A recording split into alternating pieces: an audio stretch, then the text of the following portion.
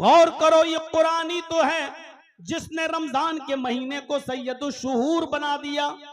शहरु रमजान अल्लज़ी उन्ज़िला फ़ीहिल कुरआन हुदल लिन्नासि व बय्यिनातिम मिनल हुदा वल फुरकान। शहरु रमजान अल्लज़ी उन्ज़िला फ़ीहिल कुरआन हुदल लिन्नासि व बय्यिनातिम मिनल हुदा वल फुरकान। रमजान का महीना वो बाबरकत महीना जिसमें कुरान नाजिल हुआ। रमजान के महीने में भी तो 29-30 दिन होते हैं ना, लेकिन इस महीने को आजमत किसने दी? कुरान ने। रमजान को तमाम महीनों का सरदार किसने बनाया? कुरान ने। अगर कुरान रमजान के महीने में नाजिल नहीं हुआ होता तो रमजान की वो हैसियत नहीं होती। रमजान को तमाम महीनों का सरदार किसने बनाया? कुरान ने। ये है कुरान की अजमत। अच्छा, रमजान के महीने में भी एक रात आती है जिसको हम शब कद्र बोलते हैं, जिस रात में कुरान नाजिल हुआ। उस एक रात, जिस रात में कुरान नाजिल हुआ, जानते हो अल्लाह ताला ने उस रात के मकाम और मर्तबे को कितना बुलंद कर दिया है? इन्ना अंज़लनाहु फी लैलतिल क़द्र वमा अदराका मा लैलतुल क़द्र लैलतुल क़द्रि खैरुम मिन अल्फि शहर। लैलतुल क़द्रि खैरुम मिन अल्फि शहर। लैलतुल क़द्र का जाग लेना, लैलतुल क़द्र की इबादत कर लेना, इस कद्र वाली रात को जाग लेना, अल्लाह की इबादत कर लेना 1000 महीनों की इबादत से बेहतर है। 1000 महीनों की इबादत से बेहतर है। 1000 महीने। जाओ आप मल्टीपल, आप जोड़ देख लीजिए और तकसीम कर लीजिए। आप 1000 महीने को 12 से 12 से आप देखिए और तकसीम करिए, भाग दीजिए। 83 या 84 साल आएंगे, 83 या 84 साल। यानी रमजान की एक रात का जाग लेना शब कदर का 83 या 84 साल की इबादत से बेहतर है। इस रात को इतना बड़ा मकाम किसने दिया? कुरान ने। इन बच्चों को हकीर नजरों से मत देखो, मदरसे में पढ़ने वाले बच्चों को बुरी नजरों से मत देखो। आप अगर ताउन कर रहे हैं तो आपका पैसा गलत जगह नहीं जा रहा है। ये उस मुकद्दस किताब का इल्म हासिल कर रहे हैं जिस मुकद्दस किताब ने रमजान को सैयदुल शुहूर बना दिया, जिस मुकद्दस किताब ने उस रात को लैलतुल क़द्र को खैरुम मिन अल्फि शहर, 1000 महीनों की इबादत से बेहतर बना दिया है। मेरे भाइयों जरा गौर कीजिए, इस कुरान की अज़मत पर जरा नजर डालिए। ये कुरान जब मक्के में नाजिल हुआ तो मक्के को उम्मुल कुरा बना दिया। ये कुरान जिस महीने में नाजिल हुआ उस महीने को सैयदुल शुहूर बना दिया। ये कुरान जिस रात में नाजिल हुआ वो रात लैलतुल क़द्र खैरुम मिन अल्फि शहर बन गई। इस कुरान को जो फरिश्ता लेकर आया मुहम्मदुर रसूलुल्लाह सल्लल्लाहु अलैहि वसल्लम के क़ल्ब अतहर पर, माफ कीजिएगा बहुत ही दो टोक बोल रहा हूं, यही जिब्राइल थे जो मूसा पर तौरात लेकर आए, यही जिब्रील थे जो ईसा पर इंजील लेकर आए, यही जिब्रील थे जो दाऊद अलैहिस्सलाम पर जबूर लेकर आए। लेकिन जिब्रील आम फरिश्ते थे, कोई उनकी अहमियत नहीं थी। लेकिन जब यही जिब्रील कुरान करीम को लेकर जनाब मुहम्मद रसूलुल्लाह के पास आए और कुरान का नुज़ूल जब मोहम्मद के क़ल्ब अतर पर किया तो अल्लाह ने कुरान की बरकत से जिब्राइल को सैयदुल मलाइका बना दिया, तमाम फरिश्तों का सरदार बना दिया। देखिए तो खैरुकुम मन तअल्लमल कुरान व अल्लमा, जिस कुरान ने सारी चीजों की हैसियत बदली, इस कुरान ने पढ़ने वाले और पढ़ाने वालों के मकाम को भी बुलंद कर दिया। और लोगों, दुनिया में बहुत बड़े बड़े स्मार्ट लोग हैं, अच्छी अच्छी कैटेगरी के लोग हैं, प्रोफेसर हैं, इंजीनियर हैं, एडवोकेट्स हैं, आईपीएस हैं, दुनिया में हर किस्म के लोग तुम्हें मिलेंगे। लेकिन काबे के रब की कसम, अल्लाह के नबी फरमाते हैं इनमें सबसे बेहतर कौन है? कोई आईपीएस की डिग्री लेकर आया, कोई एडवोकेट की डिग्री लेके आया, कोई डीएम बन गया, कोई एसडीएम बन गया, कोई इंजीनियर बन गया, कोई सिविल इंजीनियर बन गया, कोई आर्किटेक्चर बन गया, कोई कुछ बन गया। इल्म बहुत किस्म के लोगों ने हासिल किया, लेकिन अल्लाह के नबी फरमाते हैं तुम में सबसे बेहतर लोग वो हैं जो कुरान को सीखते हैं और दूसरों को सिखाते हैं। जो कुरान का इल्म हासिल करते हैं वो भी सबसे बेहतर, और जो दूसरों को कुरान सिखाते हैं वो भी सबसे बेहतर। यानी इनसे बेहतर इस रूए जमीन पर कोई नहीं है। आप अंदाजा लगा सकते हैं, आप गौर कर सकते हैं मेरे भाइयों। हर बाप की जिम्मेदारी है, हर बाप की जो साहिब औलाद है उसकी जिम्मेदारी है कि वो गौर करे कि उसकी औलाद कहां जा रही है, किस तरफ जा रही है। आपने क्या तरबियत दी अपनी औलाद को, आपने क्या सिखाया अपनी अपनी औलाद को। आओ तुम्हें एक वाकये की तरफ लेकर चलता हूं। हजरत यूसुफ अलैहिस्सलातु वस्सलाम की शख्सियत पर नजर डालो। थोड़ा सा मैं इशारा करूंगा। यूसुफ अलैहिस्सलाम छोटे थे, सारे भाइयों ने बाप से कहा है अब्बू जान यूसुफ को हमारे साथ भेज दीजिए, हमारे साथ खेलेगा कूदेगा, अकेले घर में रहता है बोर होता है, हम उसके भाई हैं, हम लेकर जा रहे हैं। याकूब अलैहिस्सलातु वस्सलाम ने यूसुफ को अपने दूसरे बेटों के साथ भेज दिया, लेकिन उनके दिल में तो कदूरत और हसद था, इसलिए सारे भाइयों ने मिलकर यूसुफ को एक अंधे कुएं के अंदर, एक वीरान कुएं के अंदर डाल दिया। अब देखिएगा, कुएं के अंदर डाल दिया, फेंक के चले आए, और घर पे आने के बाद उन्होंने अपने बाप से क्या कहा, या बाना, कुरान देखिए, या अबाना इन्ना ज़हबना नस्तबिकु व तरकना यूसुफ इंदा मताइना फअकलहु ज़िब। आए अब्बू जान, हम यूसुफ को लेकर जंगल में गए, हमने अपने सामान के पास यूसुफ को बिठा दिया, हमने अपने सामान के पास यूसुफ को बिठा दिया, हम खेल कूद में लग गए, दौड़ भाग में लग गए। फअकलहु ज़िब, एक भेड़िया आया और वो यूसुफ को खा गया। हालांकि यूसुफ को इन्होंने कुएं में फेंका था, लेकिन बाप से क्या कह रहे हैं, हमने यूसुफ को अपने सामान के पास बिठा दिया था निगरानी के लिए, और हम खेल कूद में लग गए और यूसुफ को भेड़िया खा गया। वमान तबिमुमिनिन लना, बात की स्टाइल देखिए। झूठे लोग अपनी बात को इसी तरीके से कैसे पेश करते हैं, किस अंदाज से। अल्लाह की कसम, अरे 1 महीने में हम तुम्हारा पैसा लौटा देंगे, बेटी की शादी है, और 4-4 साल तक मांगते फिर रहे हो। अब आप अपना पैसा ऐसे मांग रहे हो जैसे भीख मांग रहे हो। वमान तबिमुमिनिन लना, और आप हमारी बात क्यों मानने लगे, आप हमें सच्चा नहीं जानेंगे, आप हमारी बात क्यों मानेंगे। वलो कुन्ना सादिकीन, अगरचे हम सच ही क्यों ना बोल रहे हो। बात आई गई, खत्म हो गई।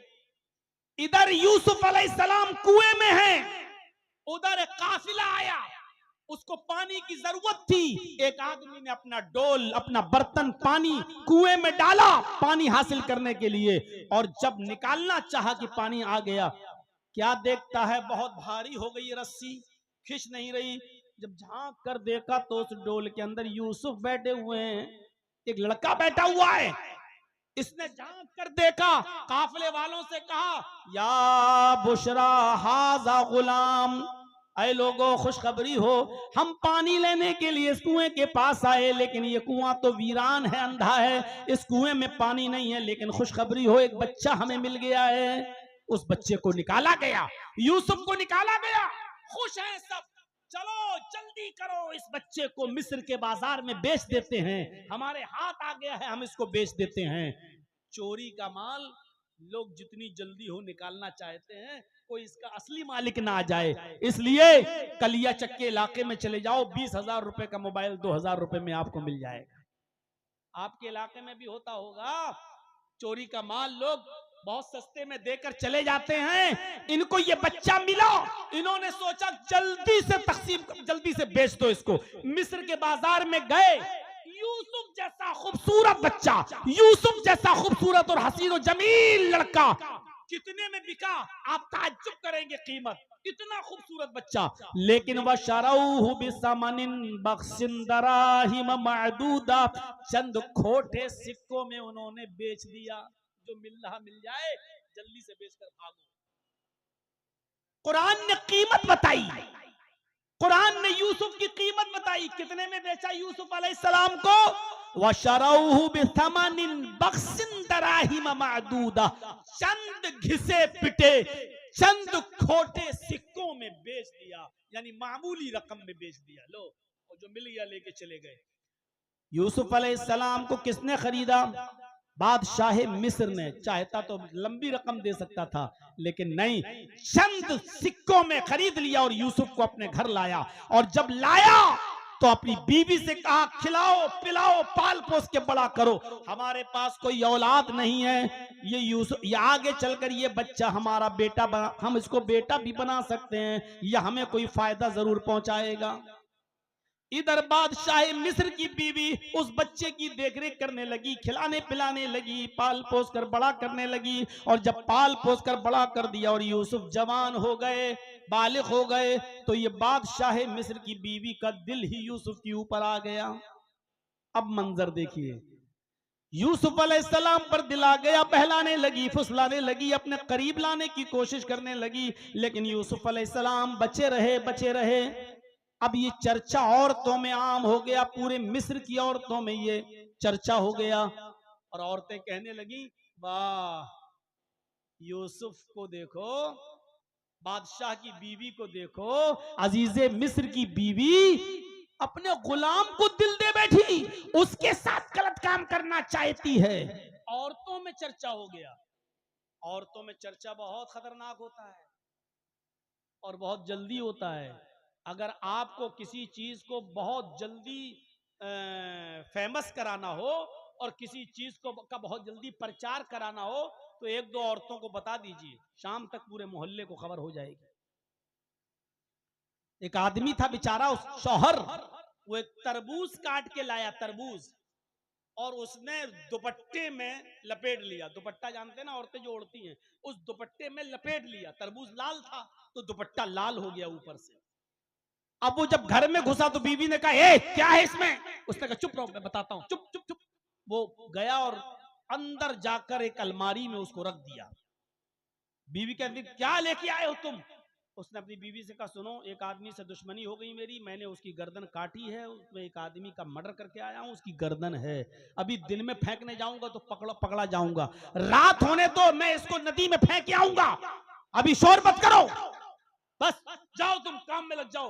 मार दिया हमने, एक आदमी का कत्ल कर दिया। ये क्या किया तुमने? तुम मेरी बीवी हो, कहना नहीं किसी से। नहीं, जोहर के बाद लाया था तरबूज, लपेटा था, लाल हुआ था दुपट्टा, अलमारी में रखा था, लेकिन मगरिब की अजान होते होते पुलिस घर पहुंच गई, छापा मारा, भीड़ लग गई लोगों की। ये आदमी कह रहा, क्या कर रहे हो भाई? कहा, नहीं, मुझे खबर मिली है तुमने किसी का मर्डर किया है। अरे साहब, मैं मर्डर करूंगा? आज तक मैं मुर्गी तो काट नहीं पाता हूं, आदमी को काटूंगा? क्या बात कर रहे हो? तो आदमी मुस्कुराते हुए कहता है कि आपको जो खबर लगी है साहब, वो सही लगी है, लेकिन मैं आपको इसकी हकीकत बताता हूं, आओ मेरे साथ। का क्या? अलमारी खोली, तरबूज निकाला, दुपट्टा हटाया, साहब ये तरबूज था। अब आप देख लीजिए मेरा पूरा घर, कहीं गर्दन नहीं मिलेगी। कहा, फिर ये क्यों किया? कहा, मैं तरबूज काट के लाया था और मैंने इसको दुपट्टे से ढक दिया था, दुपट्टा तरबूज के कलर से लाल हो गया। बीवी को मैंने ये कहा कि किसी को मार के आया हूं और रात में फेंकने जाऊंगा उसकी गर्दन को। मैं ये देखना चाहता था कि औरतों का पेट कितना मजबूत होता है। मैं ये देखना चाहता था कि कोई राज की बात अपनी बीवी को बताना चाहिए कि नहीं बताना चाहिए। बस मैं ये अंदाजा लगाना चाहता था, और मैं बखूबी वाकिफ हो गया हूं कि अब मैं कितना अपनी बीवी से कोई बात शेयर करूंगा और कितना नहीं करूंगा। बस एक चीज थी मेरे अंदर। पुलिस वालों ने कहा, छोड़ तो दिया, दो चार थप्पड़ मार के, का कमीना परेशान कर रहा, लेकिन वाकई तुमने सही किया है, वाकई औरतों से कोई बात शेयर नहीं करना चाहिए। बताइए, उस कितनी खामोशी के साथ उसने रखा और शाम तक पुलिस आ गई। कुरान भी कहता है, इन्ना कैदकुन्ना अज़ीम, औरतों की चालें बड़ी खतरनाक होती है। अब कुरान की बात कौन झुटलाएगा? हमारी माँ बहन पहली बात तो सुनी नहीं रही होंगी, अच्छा है बेचारी, वो अपना कपड़ा दिखाएं, साड़ी दिखाएं, चप्पल दिखाएं, जेवर दिखाएं। अब रात के 2 बजे कौन बेचारा सुनेगी हमारी बात। अब उनको फुर्सत ही मिल जाए अपना कपड़ा और सैंडल और चप्पल दिखाने से, यही बहुत बड़ी बात है। लेकिन जो सुन रही हैं वो सुने, गुस्सा ना हो मेरे ऊपर। कुरान ने कहा इन्ना कैद कुन्ना अजीम, औरतों की चालें बड़ी खतरनाक। अब औरतों में चर्चा हो गया मिस्र के अंदर। लो, बादशाह मिस्र की बीवी ने अपने गुलाम को दिल दे दिया, अपने 2 कौड़ी के गुलाम को। अब बादशाह की बीवी को बड़ा बुरा लगा कि कमबख्त मेरे बारे में ऐसी बातें कर रही हैं, उनको क्या मालूम यूसुफ कितने खूबसूरत हैं। कहा अच्छा चलो। अब देखिए एक और चाल चली बादशाह मिस्र की बीवी ने। क्या चाल चली? सारी औरतों को बुलाया, दावत दे दी, दस्तरखान लगा दिया, सबके सामने फल रख दिए और छुरी रख दी, लो फल काटो और खाओ। ये भी एक चाल थी। औरतों ने छुरी उठाई और फल काट काट के खाने लगी। यूसुफ से कहा बादशाह मिस्र की बीवी ने, यूसुफ इन औरतों के सामने से गुजर जाओ। और जब बादशाह मिस्र की बीवी की बात मानकर यूसुफ जब उन औरतों के सामने से गुजरे, और मिस्र की औरतों ने जब यूसुफ को देखा तो फल काट रही थी, उंगली कटने लगी है? कभी कभी आप दीवार पे तेज सर मार दें तो उस वक्त आपको तकलीफ नहीं होगी, आधे घंटे के बाद दर्द होगा। उफ। कभी कभी अचानक आपको चोट लग जाए तो उस वक्त वो जगह सुन्न हो जाती है, आपको तकलीफ नहीं होगी, बाद में तकलीफ होती है। औरतों ने इधर यूसुफ को देखा तो उंगलियां काट दी, और ऐसे नहीं कटी नहीं, कुरान कहता कत्ताना दिया हुन्ना, उंगली कटी नहीं, टुकड़े टुकड़े हो गई, इधर से कटी, इधर से कटी, इधर से कटी, गिरने लगी। कता यक्ताओं के माना काटना, और कत्ता युकत्यो तख्ती के माना होते टुकड़े टुकड़े करना। उन औरतों ने अपनी उंगलियों के टुकड़े टुकड़े कर दिए। अल्फाज की ज्यादती माना की ज्यादती पर दलालत करती है। कई जगह से उनकी उंगलियां कट गई और उनको तकलीफ ही नहीं हो रही है? उंगलियां कट के गिर रही हैं, और वो यूसुफ की खूबसूरती देखकर वो दीवानी हो गई। और कुरान कहता है चीख पड़ी मां हाजा बशर, ये इंसान है ही नहीं, ये इंसान नहीं है। अरे इंसान नहीं तो कौन? इन हाजा इल्ला मलकुन करीम, ये तो कोई बुजुर्ग फरिश्ता नजर आता है, ये तो कोई बुजुर्ग फरिश्ता दिखाई दे रहा है, ये तो इंसान नजर ही नहीं आ रहा है। इन हाजा इल्ला मलकुन करीम, ये तो फरिश्ता दिखाई दे रहा है। अभी तक बादशाह मिस्र की बीवी फरेबता थी, अब सारी औरतें यूसुफ की दीवानी हो। कैसी खतरनाक चाल चली। अब उन औरतों से कहा देख रही हो ना, अब बताओ मेरा क्या कसूर है। एक और चाल, कैसी खतरनाक चालें होती हैं औरतों। फोन नंबर भी ढूंढ लेंगी, कॉल भी करेंगी, रात भर जगाएंगी भी, चैटिंग भी करेंगी, टाइम देकर आपको अपने घर बुलाएंगी भी, और फिर आपका नाम भी लेकर आपको फंसा भी देंगे।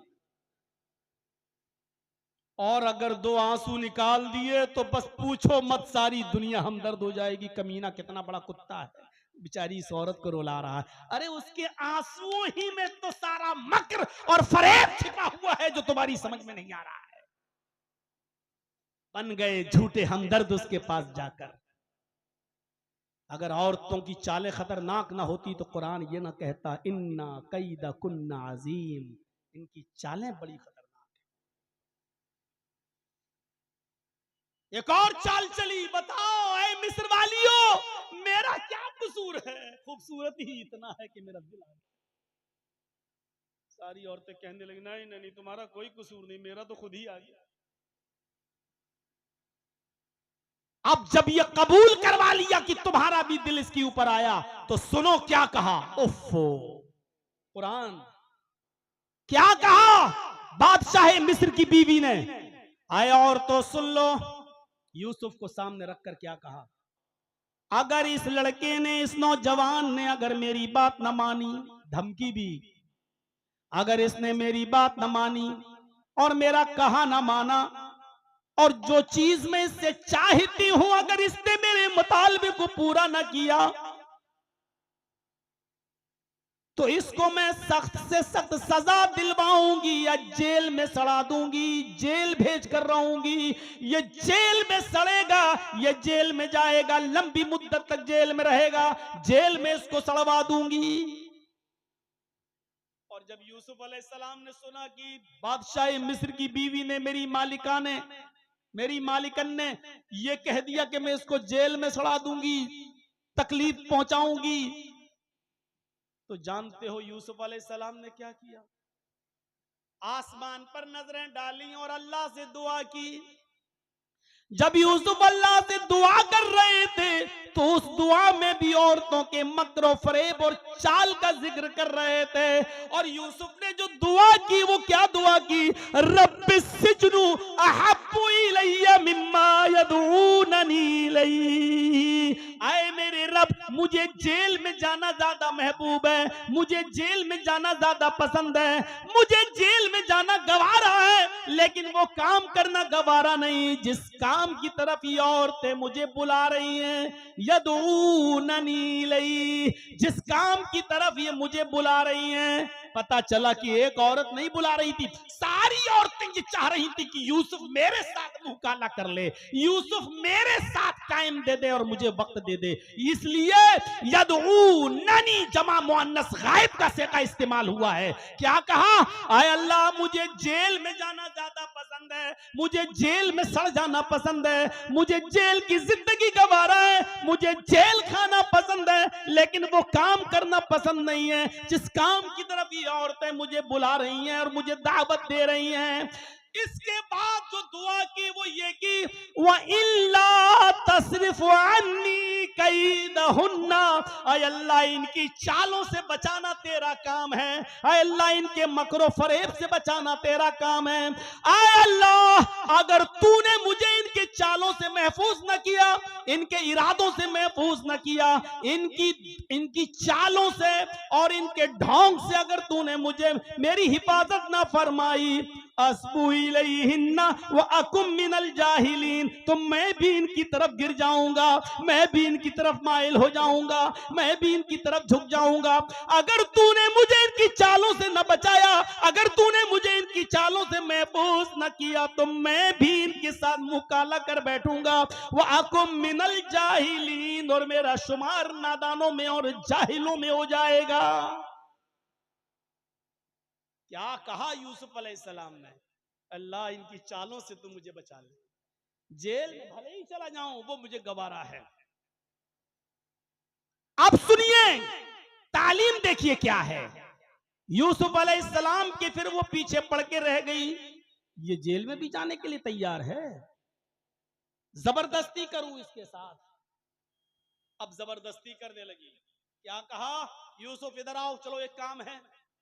कुरान कहता है अंदर ले गई, ये दरवाजा बंद, और अंदर ले गई, दूसरा दरवाजा बंद, और अंदर ले गई, तीसरा दरवाजा बंद, कई दरवाजों के अंदर ले गई।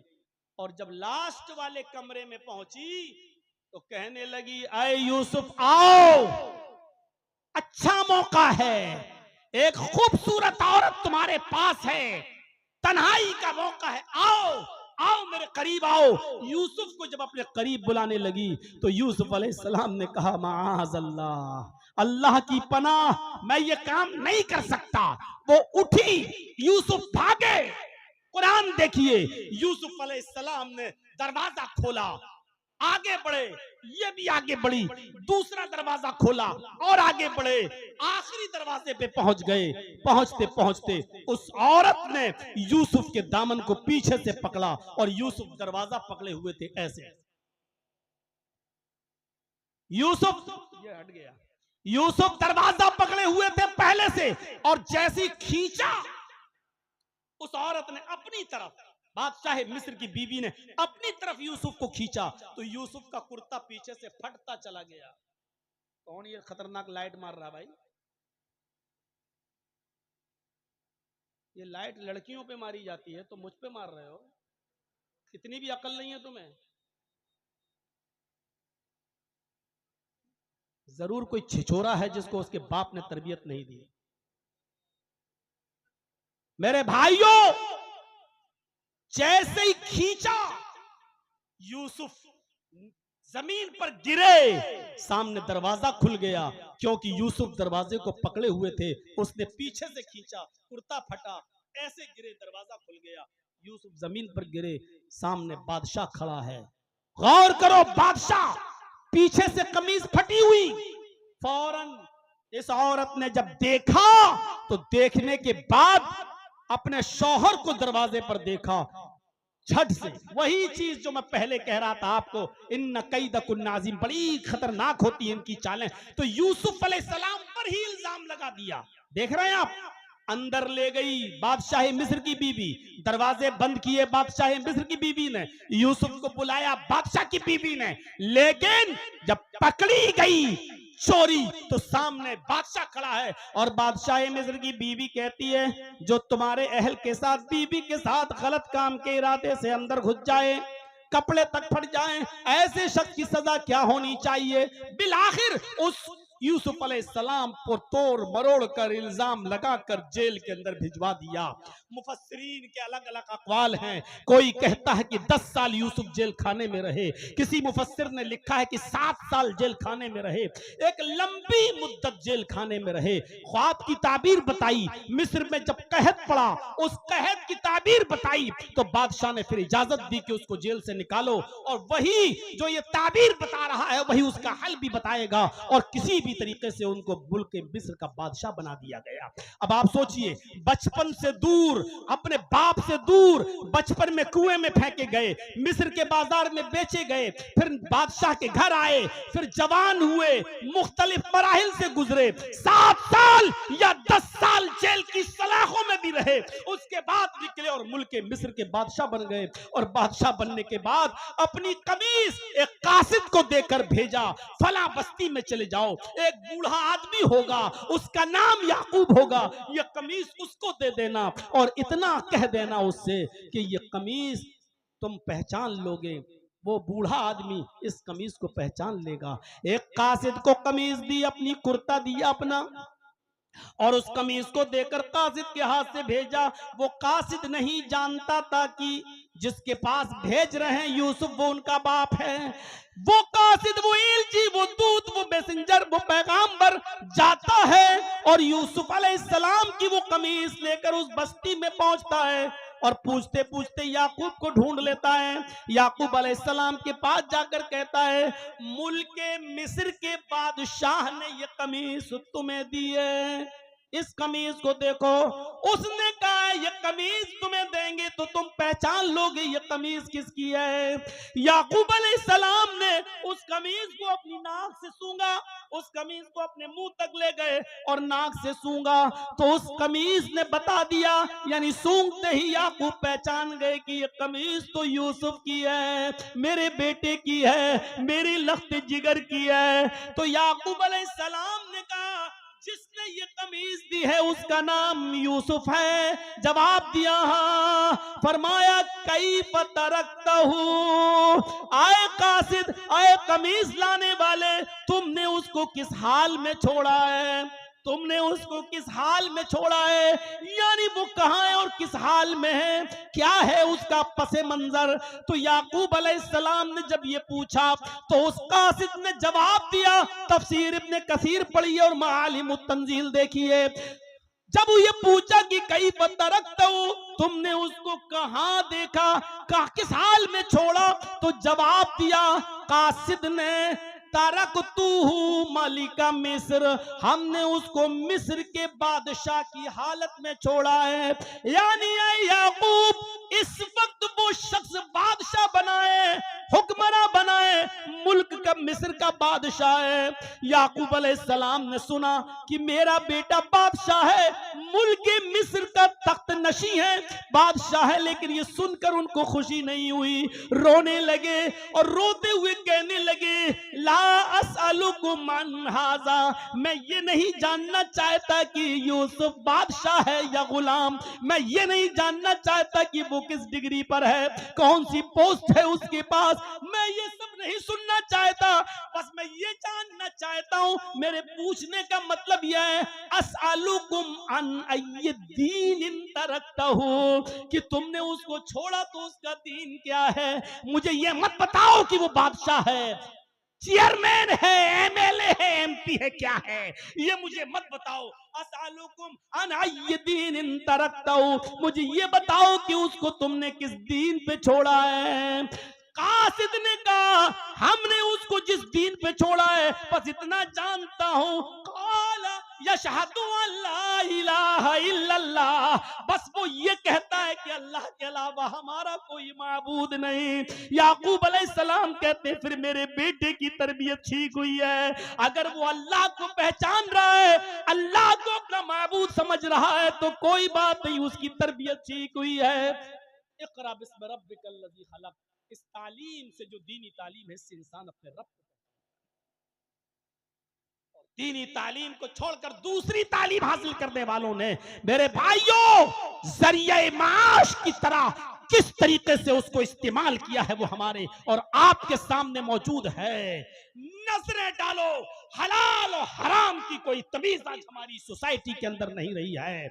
आज किसी को भी देख लो, बैंकों में कितना पैसा उसका जमा है, सूद बढ़ रहा है, उससे पूछो कि सेविंग अकाउंट है उसमें सूद बढ़ता है तुम उसका क्या करते हो, या फिक्स डिपॉजिट तुम्हारी चल रही है उसका क्या करते हो। ये बताओ कि किस किस के पास क्रेडिट कार्ड है, और क्रेडिट कार्ड जब तुम बनवाते हो तो बताओ कभी अगर उसमें वक्त पर पैसा बैंक को नहीं दिया तो सूद देते हो या नहीं देते हो। तो मेरे भाइयों आप गौर करें कि उसी नबी ने हमें रब की मार्फत देते हुए इस कमाई को हराम करार देते हुए फरमाया कि दिरहम रिबा याकुलुहु रजुलु व हुवा यालम, अगर कोई शख्स सूद का ब्याज का एक दिरहम खा ले, एक दिरहम 1 रुपए से भी कम होता है, एक दिरहम अगर सूद का खा ले, अशद्दु मिन सित्तिन व सलासीन ज़नियतन, गोया कि उसने 36 मर्तबा जिना किया है।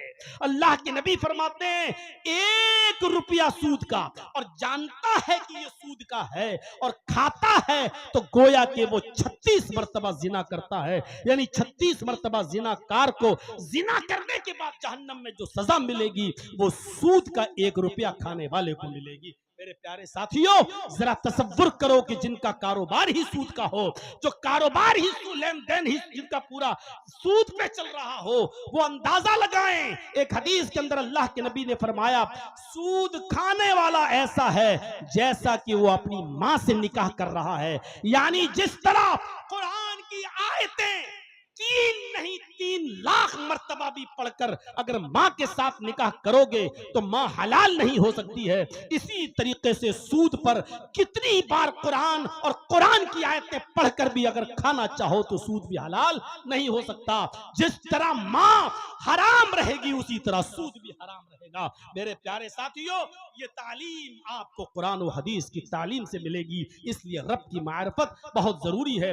फिर सुनो, याकूब अलैहिस्सलातु वस्सलाम ने सबसे पहले जो सवाल किया वो यही कि कैफ तरक्तहु, तुमने यूसुफ को किस हाल में छोड़ा।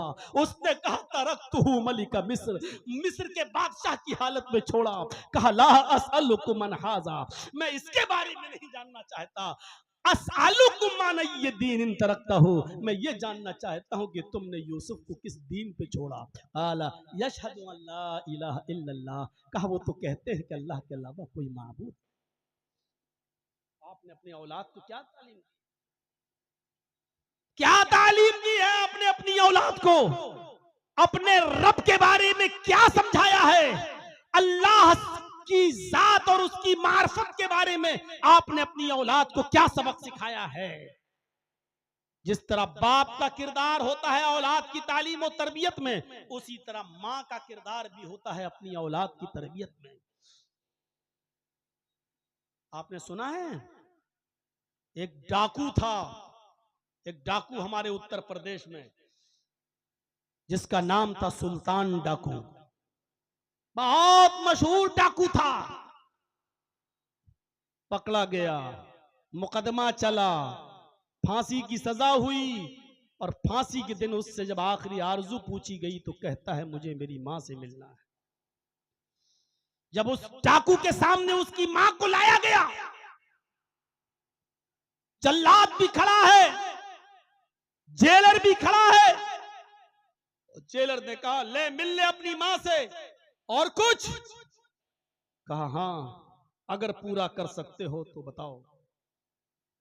कहा ठीक है कोशिश करेंगे, बोलो क्या चाहते हो, तुम्हारे पास ज्यादा वक्त नहीं है।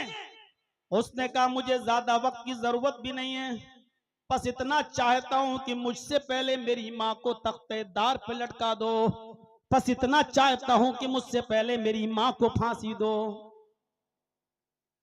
दोनों कहने लगे पागल है क्या, सजा तुझे हुई, फांसी इसको क्यों दूं, और इसकी क्या गलती। कहा सारी गलती इसी मां की तो है।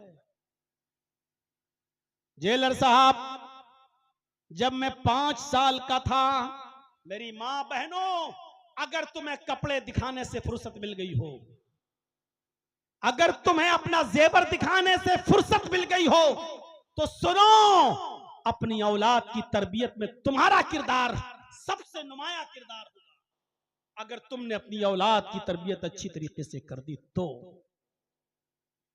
क्या कहा सुल्तान डाकू ने, जब मैं 5 साल का था, मेरी मां ने मुझे पैसे दिए कि बेटा किराने की दुकान पे चले जाओ और अंडा लेकर आओ। मैं दुकान पर गया, मैंने किराने वाले से कहा एक अंडा दे दो, उसने अंडा दिया, उसने मुझसे कहा पैसे दो, और मैंने उसको बेवकूफ बना दिया। मैंने कहा पैसा तो मैं दे चुका हूं। उसने सोचा बच्चा है झूठ तो बोलेगा नहीं, मैं ही भूल गया हूँ लेने देने में, इसलिए कहा बेटा कोई बात नहीं, पैसे दे दिए तो कोई बात नहीं, जाओ। जब मैं अंडा लेकर अपनी माँ के पास आया, मैंने कहा माँ अंडा भी ले लो और पैसा भी बचा के लाया। माँ ने कहा कैसे, मैंने पूरी बात बता दी। दुकानदार ने कहा पैसे, मैंने कहा दे तो दिए, उसने भी कहा दे दिए होंगे, अच्छा ठीक है मैं ही भूल गया बेटा कोई बात नहीं। माँ ने मुझे सीने से लगाया जेलर साहब, और मेरी पीठ थपथपा के कहा बेटे इस गरीबी में तुमने एक टाइम का खाने का इंतजाम कर दिया, अब ये पैसा शाम के खाने के काम आ जाएगा, ये पैसे में शाम की सब्जी आ जाएगी। जेलर साहब, उसी दिन से मेरा हौसला बढ़ता है, उसी दिन से मेरा हौसला बढ़ता है। मैं छोटी मोटी चोरियां करके लाने लगा और मेरी माँ मुझे पीठ थपथपाने लगी। फिर मैं बड़ी बड़ी चोरियां करने लगा और फिर बड़ा होता गया, फिर एक बहुत बड़ा डाकू बन गया, फिर सरेआम लूट करने लगा और जो माल नहीं देता था उसका मर्डर करने लगा, खंजर से, छुरी से, चाकू से उसको मारने लगा। किसी का कत्ल कर देना मेरे लिए मामूली बात हो गई, बस मुझे माल चाहिए, अगर आसानी से कोई दे देता तो ठीक है, नहीं देता तो उसको कत्ल करके मैं उसका माल छीन लेता था। जेलर साहब, मैं पकड़ा गया, मुकदमा चला और मुझे फांसी की सजा सुनाई गई और आज मुझे फांसी दी जा रही है। अगर मेरी माँ ने उसी वक्त, जिस वक्त मैं अंडा लेकर आया था और पैसा मैंने अपनी माँ के हाथ में दिया था, उसी वक्त अगर मेरी माँ ने मेरे गाल पर एक थप्पड़ मारा होता और मुझे पकड़कर दुकानदार के पास ले गई होती और पैसा मेरे सामने दुकानदार को वापस करके कहा होता भाई मेरे बेटे से गलती हो गई है, मैंने इसको सजा दी, पैसा तुम्हें देकर नहीं आया था, ये लो पैसा, अगर उसी वक्त इसने मुझे थप्पड़ मारकर पैसा वापस कर दिया होता तो उस थप्पड़ के असर से मैं इतना बड़ा चोर और डाकू नहीं बनता। मुझे इस मंजिल तक और इस मकाम तक पहुंचाने वाली मेरी मां है, अगर मुझे फांसी दी जा रही है तो मुझे फांसी के तख्ते पर पहुंचाने वाली मां को जिंदा कैसे छोड़ा जा रहा है। मेरी माओ, मेरी बहनों, अगर तुमने मेरी बात सुनी है तो अंदाजा लगाओ एक औरत का किरदार क्या होता है, इसने अपनी बच्चे को कैसी तरबियत दी और बच्चा क्या बन गया। और इसके बरअक्स दूसरा वाकया आपके सामने आना चाहिए, शेख अब्दुल कादिर जिलानी बगदादी रहमतुल्लाह अलैह का, जिनको आज मुसलमानों का एक बहुत बड़ा तबका पीराने पीर कहता है। पीराने पीर, बल्कि उनको दस्तगीर तक कह देता है। दस्तगीर, जानते हो दस्तगीर किसको कहते हैं? अल्लाह को गिरने से बचाने वाला दस्तगीर। अल्लाह ताला के बारे में अकीदा है इनका कि वो आ रहा था, मुझे दिखा रहा था, छठा आसमान, सातवां आसमान, चौथा आसमान, अचानक अल्लाह का पैर फिसला करीब था कि अल्लाह गिर जाए, करीब था कि अल्लाह गिर जाए। मैंने हाथ पकड़कर उनको खींच लिया। उस दिन से नाम पड़ गया अब्दुल कादिर दस्तगीर। अल्लाह फिसल गया, अल्लाह गिर गया, और अल्लाह को गिरने से बचाने वाले कौन थे? अब्दुल। जिनके अकीदे ये हों उनसे क्या तवक्को रखी जाएगी। अब्दुल कादिर जिलानी की उम्र जब 12 साल की थी तो ये काफिले वालों के साथ जा रहे थे। माँ ने 40 अशरफियां इनके कुर्ते के अस्तर में सिल दी और कहा, बेटे तुम जा तो रहे हो, इनके साथ रहना, अलग मत होना, और याद रखना हालात कितने भी खराब हों, कितने भी नाजुक हालात हों, कितनी भी बुरी कंडीशन हो, कैसे भी हालात हों, लेकिन बेटे झूठ कभी मत बोलना। चाहे कितने बुरे हालात पैदा हो जाएं, तुम झूठ मत बोलना, हमेशा सच बोलना, झूठ मत बोलना। ये नसीहत करके माँ ने अपने बेटे को, 12 साल के बच्चे को रुखसत कर दिया। ये काफिला रवा दवा हो गया, चलने लगा, और जब ये कहीं गुजर रहा था सहरा और जंगल से, वही डाकू छिपे हुए थे, चोर, उन चोरों ने इस काफिले पर हमला कर दिया, सबका माल लूट लिया। इस बच्चे के पास से भी एक चोर गुजरा और कहने लगा, ए लड़के तेरे पास भी कुछ है? आए बच्चे तेरे पास भी कुछ है? अब्दुल कादिर जिलानी ने कहा, हाँ मेरे पास भी है। चोर आ गया करीब, क्या तेरे पास भी है? कहा क्या है? कहा 40 अशरफी। अरे कहाँ है भाई, मुझे तो नहीं दिख रही हैं, कहाँ है? कहा ये है, ये कोट कुर्ते के अस्तर में। उसको उधेड़ कर देखा तो 40 अशरफी मिलती हैं। चोर दंग रह गया, बेटा ये तो यहाँ छिपी हुई थी, हम तो यहाँ तक पहुंच भी नहीं पाते, और तुम तो इतने छोटे बच्चे हो कि तुम्हारी तलाशी भी कोई नहीं लेता। ये बताओ तुम जब ये पैसा, जब ये अशरफियां छुपी हुई थी तो तुमने बता क्यों दिया? क्या जवाब देता है वो बच्चा? मेरी बहनों सुनो और मेरी कौम की बेटियों सुनो, मेरी माओ सुनो। उस बच्चे ने जवाब दिया कि जब मैं घर से निकल रहा था तो मेरी माँ ने मुझे नसीहत करते हुए फरमाया, बेटे हालात कितने भी नाजुक हों, कितने भी नागुफ्ताबे हों, कितने भी खराब हों, लेकिन झूठ कभी मत बोलना। जब तुमने मुझसे पूछा कि तुम्हारे पास भी कुछ है तो मैंने कह दिया हाँ। जब पूछा क्या है तो मैंने कहा 40 अशरफी। मैं अपनी माँ का कहना कैसे ठुकरा सकता था, जबकि मेरी माँ ने ये कहा था कि हालात कितने भी खराब हों लेकिन बेटे झूठ कभी मत बोलना, इसलिए मैंने सच सच बता दिया। उस चोर ने कहा, वाह तू अपनी माँ का इतना कहना मानता है, और मेरी तो सारी जिंदगी इसी चोरी और डकैती में गुजर गई। मैंने तो आज तक अपने रब की फर्मा बरदारी नहीं की। मैं कितना बड़ा निकम्मा और कमीना इंसान हूँ। वो इस बच्चे को लेकर अपने सरदार के पास गया और पूरा वाकया बताया। सरदार के ऊपर बड़ा असर हुआ। उसने सारे चोरों को हुक्म दिया कि इन लोगों का लूटा हुआ माल वापस कर दो और सब तौबा करो, और आज के बाद कोई भी नाफरमानी नहीं करेगा अपने रब की। सबने अल्लाह के हुजूर सच्ची तौबा की और दुआ की, अल्लाह के सामने गिड़गिड़ाए और रोए। तो मेरे भाइयों, एक बच्चे के सच बोलने से सारे के सारे चोरों ने अल्लाह से तौबा करके सही रास्ता पकड़ लिया। इस बच्चे को सही तरबियत देने वाली भी एक माँ थी। माँ का किरदार बड़ा अजीब होता है। माँ का किरदार, माँ चाहे तो अपने बच्चे को डाकू बना दे, और माँ की तरबियत चाहे तो अपने बच्चे को ऐसा बना दे कि वो वक्त का एक बहुत बड़ा वलीउल्लाह बन जाए, वक्त का एक बहुत बड़ा मुजाहिद बन जाए, वक्त का बहुत बड़ा खुदा तरस बन जाए। मेरे भाइयों, ये आज इमाम काबा को जो आप देखते हो, ये सुदैस साहब जिनकी क़िरत आप सुनते हैं, इनके बारे में किस्सा मालूम है। ये कोई शरारत कर रहे थे तो माँ ने गुस्से में बद्दुआ दी। आज की माँ क्या बद्दुआ देती? मर जा कुत्ते, दिखता नहीं कुत्ते, सताता है कुत्ते। आज ये बद्दुआ देती है माँ, मर जा नालायक बेशरम, इस तरीके की। और ये कारी सुदैस, इनसे गलती हुई, माँ को परेशान कर रहे, माँ ने पकड़ के थप्पड़ लगाया और बद्दुआ नहीं दी। इस गुस्से में भी दुआ निकली माँ की जबान से, तो ये निकली, जा अल्लाह तुझे काबे का इमाम बना दे। अल्लाह करे कि तू काबे का इमाम बन जा। इस गुस्से में भी माँ की जबान से जुमला निकला तो क्या निकला, अल्लाह तुझे काबे का इमाम बना दे। ना जाने कौन से वक्त में उसकी जबान से ये दुआ निकली और आज वो बच्चा बड़ा होकर आज खाने काबा का इमाम है, उस मक्के का इमाम है। हमारी माँ बहनों सुनो, ये तरबियतें होती हैं माँ की अपनी औलाद के ताल्लुक से। आज हमारी तरबियत क्या है? आज हमारी तरबियत क्या है? अरे इब्ने रबिया का वाकया सुने हो? तारीख खतीब बगदादी पढ़िए, खतीब बगदादी नकल करते हैं। इब्ने रबिया के बाप रबिया इब्ने अल फर्रुख थे। बेटा पेट में है, हमल है, 1-2 महीना बाकी है बच्चा पैदा होने में, लेकिन सफर पेश आ गया। इनको सफर पे जाना था।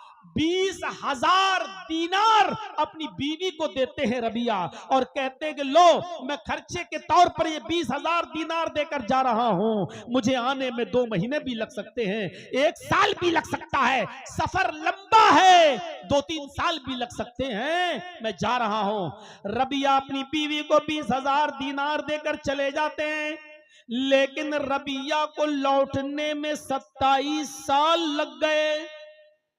1 साल नहीं, 2 साल नहीं, 3 साल नहीं, पूरे 27 साल के बाद रबिया इब्न अल फर्रुख जब लौट कर आए तो उस जमाने में ये हदीस भी है। अब तो खैर मोबाइल का जमाना हो गया है, आप कहीं बाहर से हैं तो अपने घर जाने से पहले फोन कर दें अपनी बीवी को कि मैं आ रहा हूं और इस वक्त तक घर पहुंच जाऊंगा। जानते हो अपने घर में अपनी बीवी को ये कह देना जरूरी है। क्यों? पता नहीं बीवी किस कंडीशन में बैठी हो और आप 1 महीने 2 महीने के बाद सफर से आ रहे हो और देखो कि किचन में घुसी हुई है, घुसी हुई है सलवार और प्रागंदा हाल है, बाल बिखरे हैं और कुछ उसने तैयारी नहीं की है और आप घर में घुसो बड़े अरमानों के साथ और बीवी का चेहरा सोच रहे होगे कि मिलेगी हेमा मालिनी, घर में गए तो देखा चुड़ैल, उसका चेहरा मुंह। अब आपके गुस्से में तलाक तलाक तलाक, बखत मैं तो आया हूं सोच के कुछ और तू भूतनी बनी बैठी हुई है क्या? इसीलिए हाँ, हदीस के एक लफ्ज पर गौर कीजिए। अल्लाह के नबी कहते हैं इतला कर दो, उस जमाने में कह रहे हैं कि इतला कर दो। और कोई आदमी जब बाहर से आता था तो अपने गांव की मस्जिद में रुक जाता था और मस्जिद से रुककर किसी को भेजकर कहता था कि तुम्हारे शौहर आ चुके हैं, मस्जिद में हैं, क्या घर में आने की इजाजत है? अगर बीवी इजाजत देती तो शौहर घर में जाता और बीवी नहीं देती तो वो मस्जिद ही में रहता। इतनी देर में बीवी अपना मेकअप कर ले, बन सवर कर तैयार हो जाए ताकि मेरे शौहर की नजर मुझ पे पड़े तो वो हमको अच्छे अंदाज में देखें। अब ज्यादा मैं इसको घिस पिस के नहीं, वरना गैर मुस्लिम लोगों ने भी हमारी वो खूब बनाई, वो देखा था ना, वो खूब कटिंग चली उस पर। वो घर में रहती हो ऐसे बनकर और बाहर जाती हो, और मैंने कहा कि जो औरत अपने शौहर के लिए बन-ठन के नहीं रहती है उस औरत को ये कहने का कोई अधिकार नहीं है कि तुम रात में 12 बजे क्यों आते हो, 1 बजे। कितना लोगों ने उस पे इंस्टाग्राम पे चलाया, गैर मुस्लिमों ने भी उस पे 1-1 करोड़ रुपया कमाया। मेरे भाइयों जरा गौर करो, इसको इतना उछाला इसको कि आज तमाम, अब तो ट्रेनों में जाओ तो टोपी न लगाओ तो गैर मुस्लिम भी पहचान लेते हैं मुझे, आपकी शक्ल वो लग रही है यूट्यूब वाले मौलाना लग रहे हैं आप, वही है ना, वही है ना। अब तो ये हाल हो गया है कि अगर पैंट शर्ट पहन के भी सफर करो तब भी लोग पहचान लेते हैं। ये सूरत हाल हो गई अब उस वीडियो के बाद से। तो मेरे भाइयों रबिया इब्न अल फर्रुख जब आए मस्जिद में ठहर गए और घर खबर भिजवा दी कि मैं आया हूं 27 साल के बाद, बताओ मैं घर पे कब आ जाऊं। तो बीवी ने कहा कि तुम मगरिब की नमाज के बाद घर पे आना। शौहर ने असर की नमाज मस्जिद में पढ़ी, एक खूबसूरत नौजवान लड़के ने नमाज पढ़ाई और चला गया।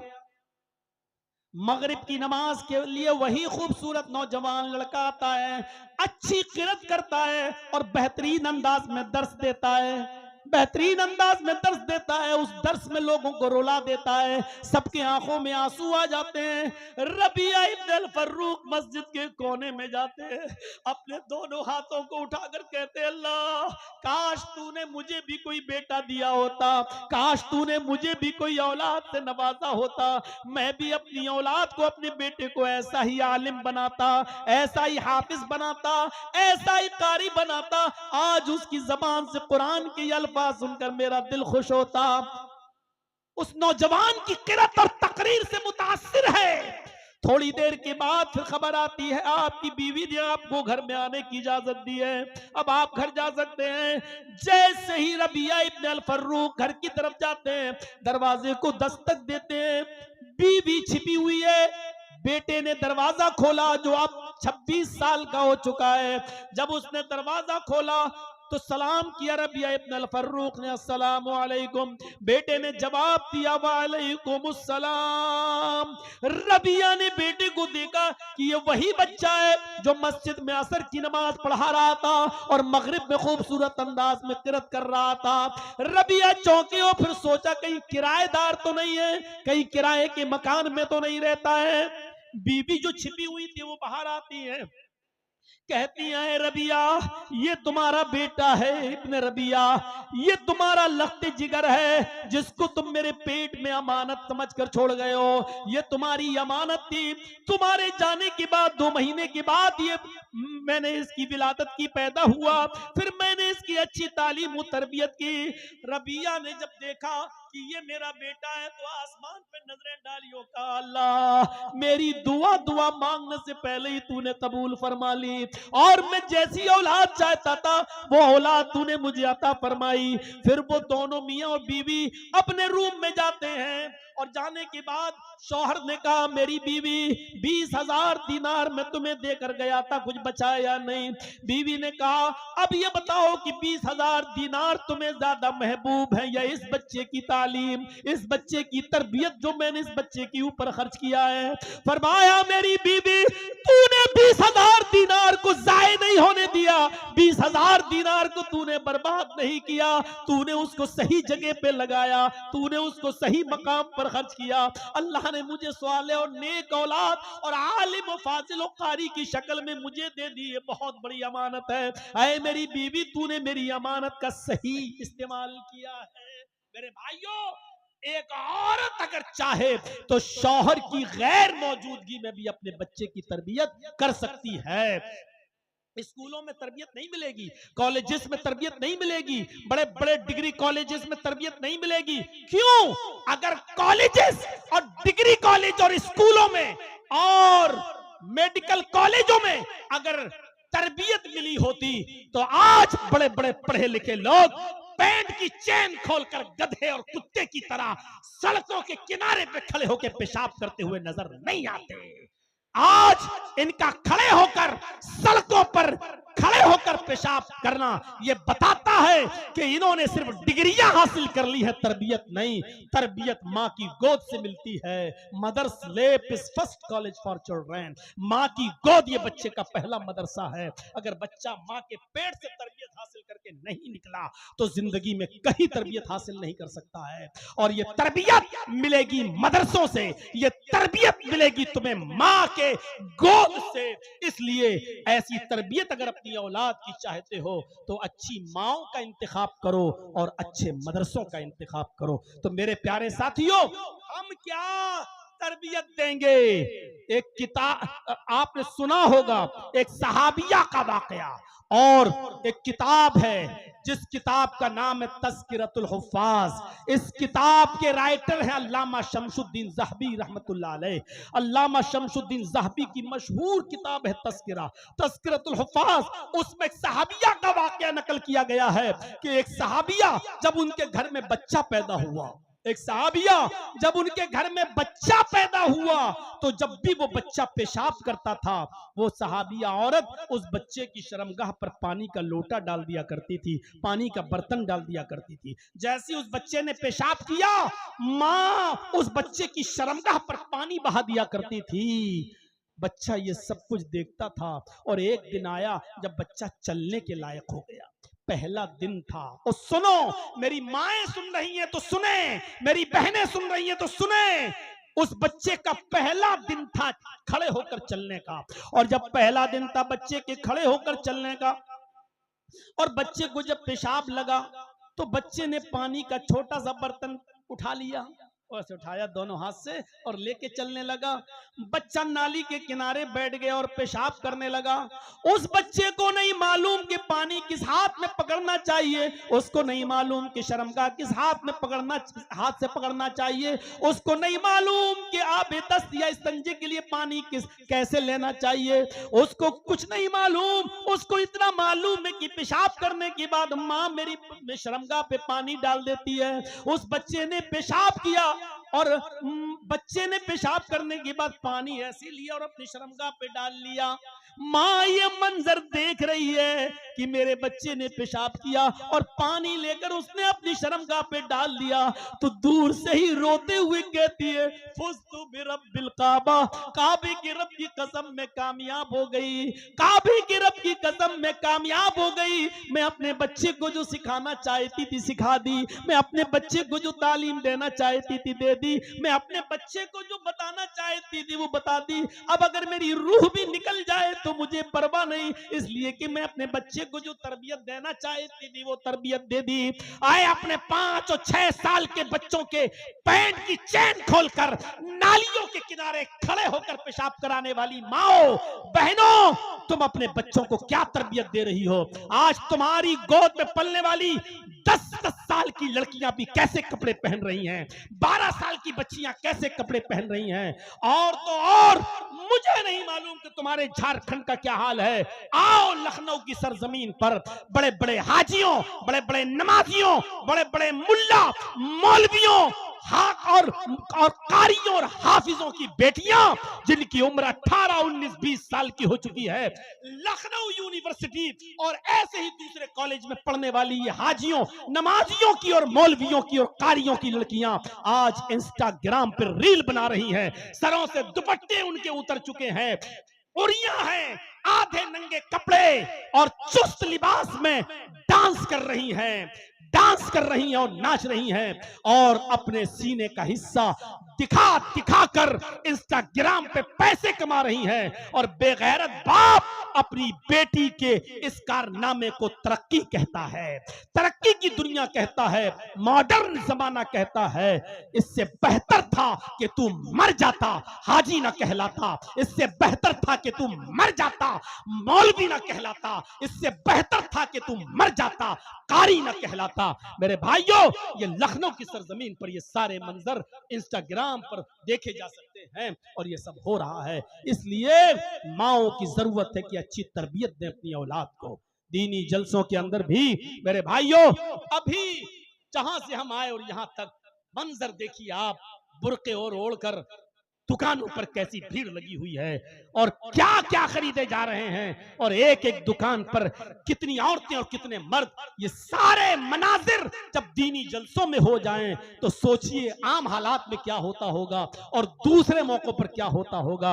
अच्छी तरबियत की जरूरत है। आज जरूरत से ज्यादा मैं चीख दिया, जरूरत से ज्यादा मैं चिल्ला दिया, और जरूरत से ज्यादा पुराने अंदाज में मैंने आपके सामने खिताब भी कर दिया।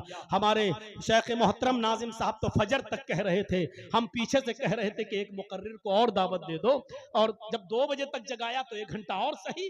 तो मेरे भाइयों, हम 3 बजे बोल देंगे तो क्या फर्क पड़ता है, लेकिन अब 2 बजे से कहिए कि आप फजर तक बोलिए, तो मेरे भाइयों अब वो ना स्टेमिना बाकी रही और न वो 20 साल वाली पुरानी जिंदगी बाकी रही कि मेरी सबसे लंबी तकरीर 4.5 घंटे की जो अमीलों की सरजमीन पर मुबारकपुर पे हुई थी, 4.5 घंटे की, अब वो चीज नहीं रही। और फिर वो हफ्ते और 10 दिन में एक प्रोग्राम होता था महीने में, अब तो डेली प्रोग्राम है। इसलिए हमें अपने आप को भी बचा कर रखना है। आपसे गुजारिश है कि दीनी मदरसे आपके ताबन पे चल रहे हैं, और झारखंड वालों तुम खुशनसीब हो कि तुम्हें यूपी की तरह कोई गवर्नमेंट नहीं मिली है, वरना मदरसे का चंदा करना तक मुश्किल होता, और मदरसों की इंक्वायरियां बैठी होती और सुप्रीम कोर्ट में आज हलफनामे दाखिल कर दिए गए होते।